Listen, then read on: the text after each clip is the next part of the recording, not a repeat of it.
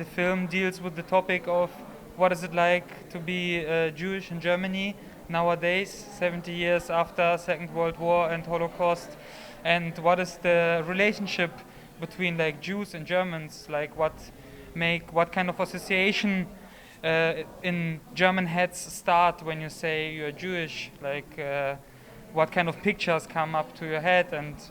with what kind of cliches and what kind of anti-Semitism Jews are confronted in Germany nowadays. I don't know if you can beat them, like you surely can through education, but we kind of thought we make a film from a Jewish perspective and just show what it feels like from a Jewish perspective be Jewish in Germany. And we kind of tried to make it also entertaining and funny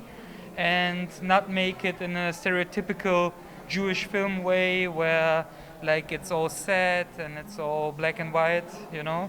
So, and we hope the audience likes it.